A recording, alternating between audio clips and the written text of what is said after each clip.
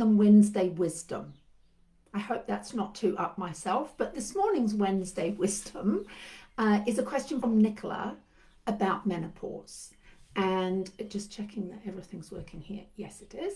And that is, how can I offset the miserable menopause symptoms? I'm now post-menopausal, but I'm still feeling like crap.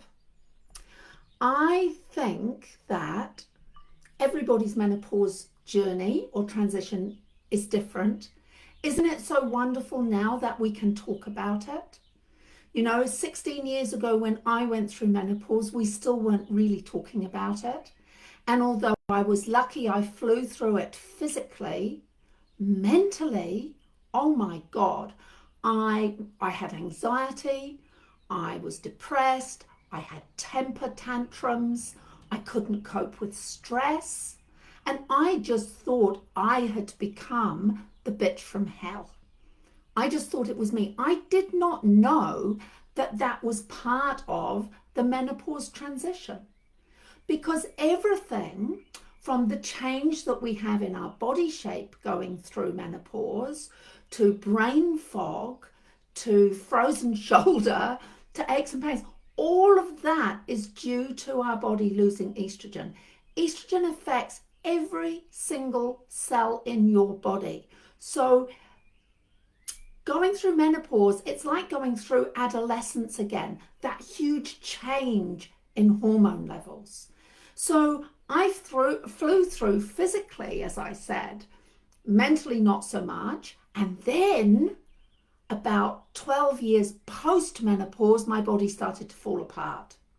And I believe what I had, it was systemic. Everything hurt. I believe it was what they now call the musculoskeletal syndrome of menopause. And so, instead of my tendons being elastic, they'd gone all gnarly and hard, like old bits of rope. And so, of course, I was getting tears and I was getting injuries. So personally, I chose to go 15 years post-menopause. I chose to go on menopause replacement therapy or hormone replacement therapy. And it has made a huge difference to how I feel. I'd got to the stage I couldn't do more than about 3 press-ups. And I used to be the press-up queen in the gym, right? It's changed all of that. So it has been a revelation. They used to say 10 years post-menopause, no HRT for you, but research has changed, thoughts have changed. So it's not for everybody, and there's some people that can't do it, but for me it has been really, really useful. Anyway, Nicola, I know you, so I know what you need to focus on, and this is fairly generic and hopefully will help everybody. So first thing, of course, me being the nutrition nut, is your diet. You need to focus on, because estrogen affects how your body reacts to sugars and carbohydrates in your diet. When your estrogen levels drop, you start to get an increased reaction to refined starches. So you need a low sugar, anti-inflammatory diet. That means getting rid of your white sugars, white flour, all of that refined starch that is high glycemic, focusing on more plants, slow, high fiber, slow release carbohydrates. I also think focusing on phytoestrogens is a great idea. So that's things like flaxseed, ground flaxseed, looking at things like edamame beans, tofu, possibly swapping to soy milk, tempeh. All of those things have been shown to help. In some parts of South Asia, they don't even have a word for hot flushes because they don't get them, because they are eating lots of those lignans and phytoestrogens, and they're not taking in the hormones from animal proteins. I'm not saying don't eat animal proteins, but reduce them, swap some of them out for plants. It can be a really, really helpful strategy. The other thing you need to look at is wine. Alcohol in general but the sugars in wine. So it's about learning to control your blood sugars so you keep them nice and stable. You've got lots of great quality protein in there, lots of plants, at least 30 different plants a week. So you're getting all of the colors, all the phytoestrogens. That's number one. Number two is prioritizing your sleep. I cannot tell you how important sleep is. And if you can be doing everything else right with your exercise and your food, but if your sleep is still poor because of menopause symptoms or because you don't prioritize it, you're not going to get great results. So you have to have good sleep hygiene. You have to get in the habit of getting outside in the morning, getting that blue morning light onto your retina, getting outside in the evening, getting that red light on your retina to help set your circadian rhythm, your sleep clock. That is really, really important. Things like, finish eating a good couple of hours before bed, avoid overstimulation, avoid screens in the evening, have a hot bath, unless you're having hot flushes still, have a bath or a spa so that your body's cooling down. That helps with sleep. And go to bed with a book.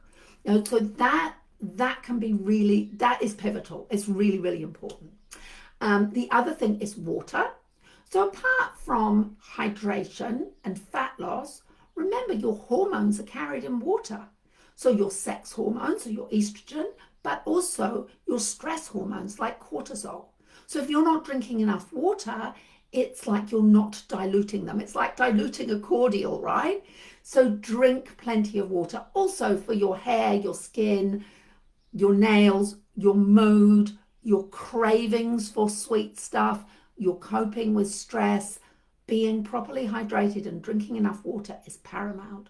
So make sure you are peeing clear by midday and your pee stays clear through the rest of the day. You're doing a good job. Number 4 is look at what you're doing exercise-wise and do strength train. So training with heavy weights almost replaces estrogen in that it reteaches your body to shuttle carbohydrates into the muscle cells rather than storing them around your waist. And we all want that. So strength train, build up gradually over time so that you can use heavier weights. No, yoga and Pilates don't work. They're a great foundation, but you need to lift heavy weights. Watch the kind of classes you're doing if you're going to the gym. You do not want to be doing 45 minutes or an hour of high intensity intervals or high intensity stuff.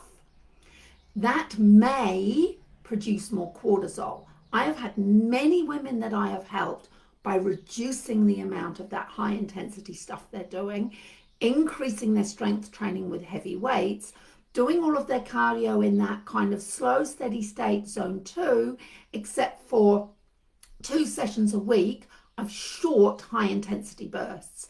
And when I say short, I mean literally 30 seconds on, recover, another 30 seconds, recover, another 30 seconds, recover, going as hard out as you can.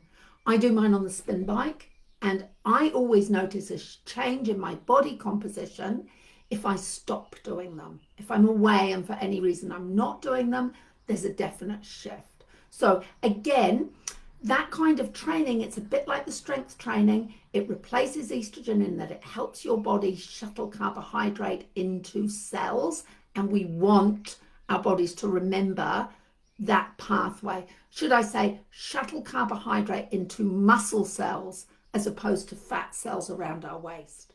So that is the other really important one. The last one is learn to manage your stress. Now, for many of us, the stress isn't going to go away. It's part of 21st century life, especially part of being a woman who might be a mother, a grandmother, a carer for parents. We are the sandwich generation where we're looking after elderly parents and children or grandchildren. So you've got that going on. Plus, sorry, a reminder just came through on my phone about my car. How rude is that, right in the middle of my life? So the stress, and we're working. Most of us are still working. So the stress isn't going to go anywhere, but we have to learn how we cope with it. One of the ways is exercise. Another way you got to find what works for you. For me, journaling has been a godsend. Journaling, meditation, yoga, and for me, the most important of all is getting out in nature. You know, there is a thing called nature deficit disorder, which has been shown to up our blood pressure and our chances of heart disease. We need to get out in nature. We are essential beings of the universe. We're supposed to get out there. So, quick recap. Number one, high fiber, low glycemic diet. Remove white starches, sugar, and alcohol. Or most of the time, a couple of drinks a week is okay, but certainly not getting home and falling into the chair with a bottle of wine every night. So, high plants, high polyphenols, high phytoestrogen diet, really, really important, plant forward. Second, prioritize sleep. Third, drink enough water. Fourth, train with heavy weights, and that will take you time to build up to. Reduce that high intensity exercise to short bursts. Keep the rest slow, steady state cardio where you can do the talk test, manage your stress. Have a great week, everybody. If you want another one of these next week, let me know. Contact me with your question, and I'm really happy to cover it. Love you all. Thank you for being here. See you soon.